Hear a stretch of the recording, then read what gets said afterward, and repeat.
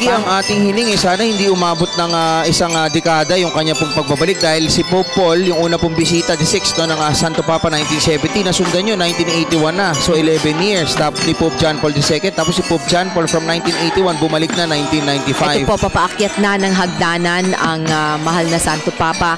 Bit ang kanyang itim na attache case. Ito ang pinakamalungkot na tanawin ever na akin pong nararamdaman ngayon, no? Mag-isa siyang pumapanik, ano?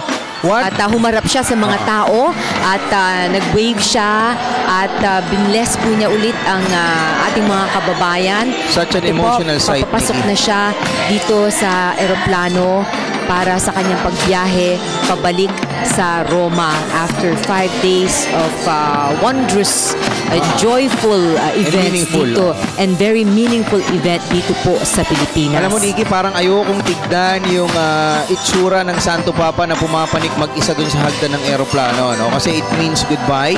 Pero ang atin pong syempre aabangan ngayon, yung kailan po ulit tayo magsasabi ng hello. Sana babalik po siya kasi inimbitahan siya sa Cebu for January 26.